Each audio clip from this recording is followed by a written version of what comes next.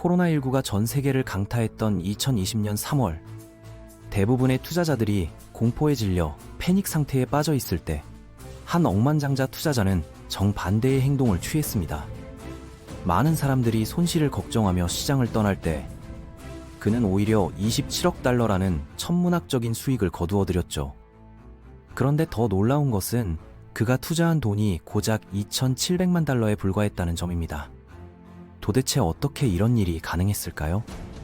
오늘 이야기할 주인공은 바로 빌 에크먼이라는 투자자인데, 그의 투자 전략을 자세히 살펴보면서 일반 투자자들도 활용할 수 있는 방법들을 함께 알아보겠습니다.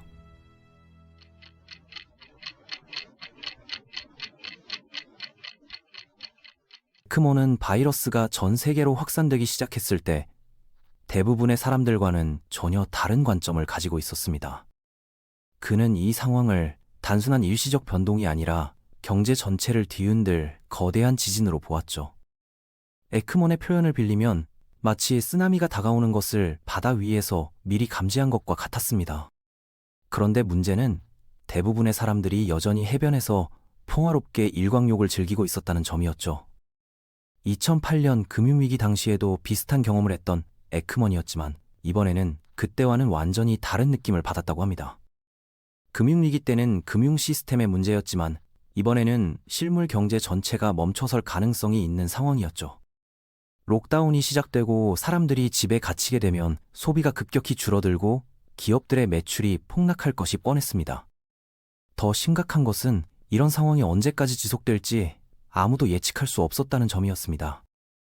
에크먼이 선택한 전략은 일반적인 주식 투자와는 완전히 달랐습니다. 그는 신용 디폴트 스왑이라는 금융 상품을 활용했는데, 이것은 쉽게 말해서 기업들이 빚을 못 갚을 위험에 대한 보험을 사는 것과 같습니다. 평상시에는 대부분의 기업들이 돈을 잘 갚기 때문에 이런 보험료가 매우 싸죠. 그런데 경제 위기가 오면 기업들이 파산할 위험이 급격히 높아지면서 이 보험의 가치가 수십 배, 수백 배로 뛰어오르게 됩니다. 2020년 초만 해도 대부분의 투자자들은 여전히 낙관적이었습니다. 미국 경제는 호황을 누리고 있었고 주식시장도 연일 최고치를 경신하고 있었죠. 이런 상황에서 기업 부도 위험에 대한 보험료는 역사적 최저 수준까지 떨어져 있었습니다. 마치 태풍이 전혀 오지 않는 지역에서 태풍 보험을 거의 공짜로 살 수 있는 상황이었던 셈이죠. 그런데 에크먼은 이미 바이러스라는 태풍이 다가오고 있다는 것을 알고 있었습니다. 이것은 본질적으로 보험 계약과 비슷합니다. 예를 들어 A라는 회사가 1,000억 원의 회사채를 발행했다고 가정해 봅시다. 이 회사채를 산 투자자는 A 회사가 망해서 돈을 못 갚을 위험이 걱정됩니다. 그래서 보험회사에 가서 A 회사가 망하면 나에게 1,000억 원을 주세요 라는 보험에 가입하죠. 평상시에는 A 회사가 망할 확률이 낮으니까 보험료가 매우 싸게 책정됩니다. 그런데 경제 위기가 오면 상황이 완전히 바뀝니다. A 회사가 매출 급감으로 어려움을 겪기 시작하면 파산 위험이 급격히 높아지죠. 그러면 이 보험의 가치가 수십 배로 뛰어오르게 됩니다. 에크먼은 바로 이 점을 노렸던 것입니다.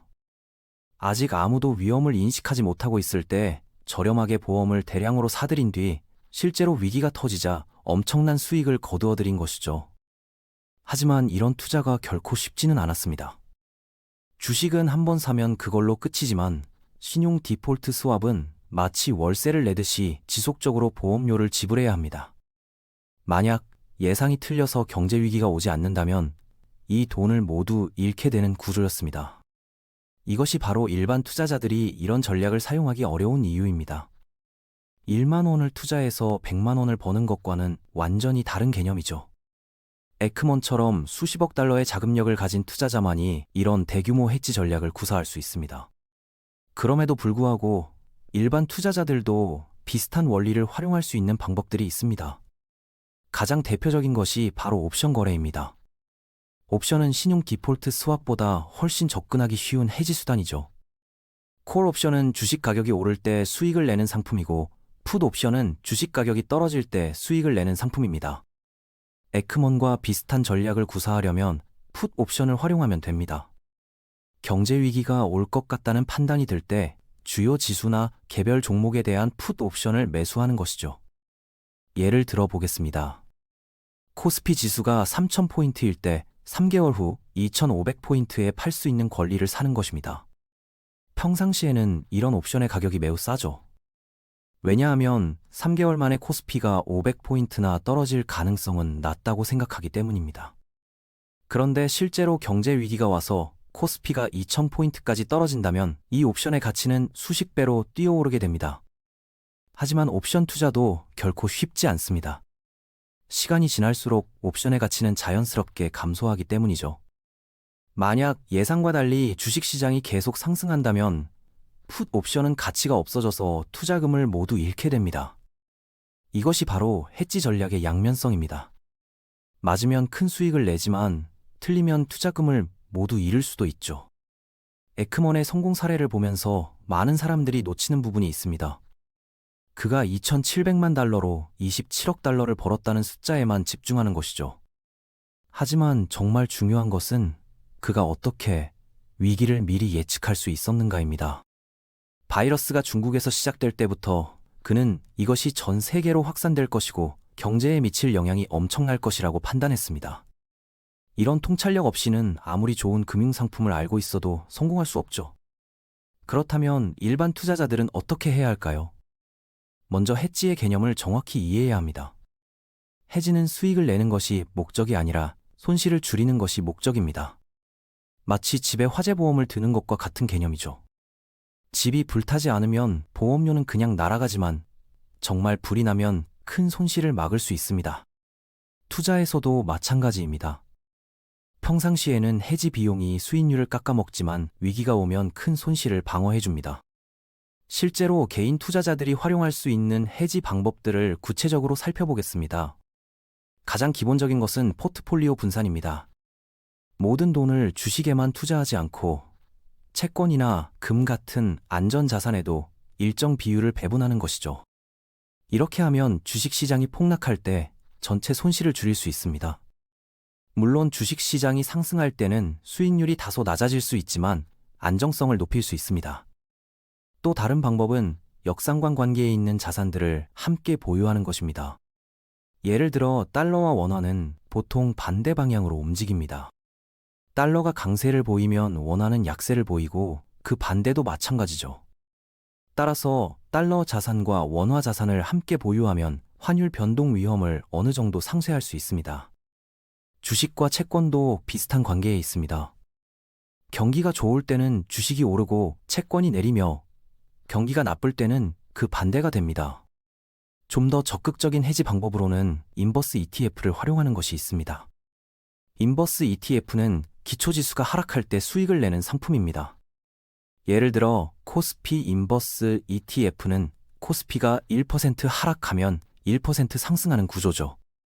따라서 주식 포트폴리오와 함께 인버스 ETF를 보유하면 주식시장이 하락할 때 인버스 ETF의 수익으로 손실을 상쇄할 수 있습니다.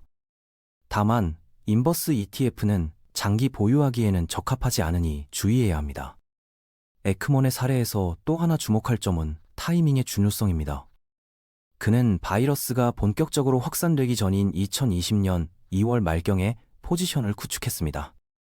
만약 3월 중순이나 하순에 들어갔다면 이미 시장이 폭락한 후여서 같은 수익을 낼 수 없었을 것입니다.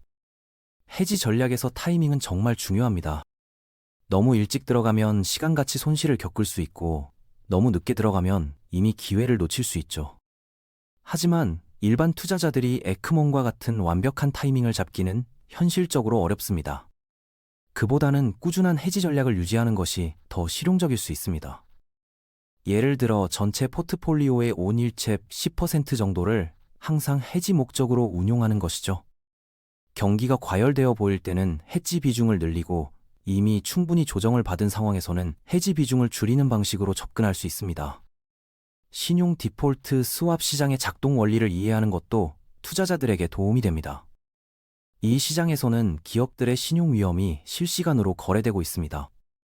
특정 기업이나 국가의 신용 스프레드가 급격히 확대되기 시작하면 이는 시장 참가자들이 해당 기업이나 국가의 부도 위험이 높아졌다고 판단한다는 의미입니다. 이런 신호들을 주식 투자에 활용할 수 있죠. 신용 스프레드가 확대되는 기업의 주식은 피하고 신용도가 개선되는 기업에 투자하는 방식입니다. 에크먼의 성공 이후 많은 투자자들이 비슷한 전략을 시도했지만 대부분 실패했습니다. 왜냐하면 코로나19와 같은 극단적인 상황은 자주 발생하지 않기 때문입니다. 2020년 이후에도 여러 차례 경제 위기 우려가 제기됐지만 실제로는 그만한 규모의 위기가 오지 않았죠. 따라서 해지 전략에만 의존하는 것은 위험할 수 있습니다. 대부분의 경우에는 해지 비용만 지불하고 수익은 내지 못할 가능성이 높습니다. 그래서 전문가들은 해지를 보험의 개념으로 접근하라고 조언합니다.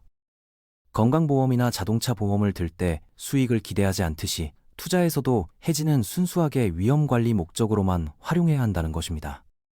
물론 에크먼처럼 대박을 낼 수도 있지만 그것은 예외적인 경우라고 봐야 합니다. 대부분의 상황에서는 해지 비용을 지불하면서도 큰 손실 없이 안정적으로 자산을 보존하는 것이 목표가 되어야 하죠. 또한 에크먼이 성공할 수 있었던 또 다른 요인은 그의 풍부한 경험과 네트워크였습니다. 그는 이미 수십 년간 월스트리트에서 활동하면서 다양한 위기 상황을 겪어봤고 각계각층의 전문가들과 네트워크를 구축하고 있었습니다. 코로나19 초기 상황에서도 의료진, 정부 관계자, 다른 투자자들로부터 다양한 정보를 빠르게 수집할 수 있었죠. 일반 투자자들은 이런 수준의 정보력을 갖추기 어렵기 때문에 오히려 더 보수적인 접근이 필요할 수 있습니다. 마지막으로 에크먼의 사례에서 배울 수 있는 가장 중요한 교훈은 독립적 사고의 중요성입니다. 2020년 2월 말까지만 해도 대부분의 전문가들은 바이러스의 영향이 제한적일 것이라고 예상했습니다. 시장도 여전히 강세를 유지하고 있었고요.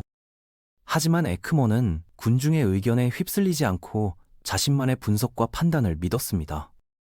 이런 독립적 사고 없이는 진정한 투자 성공을 거두기 어렵습니다.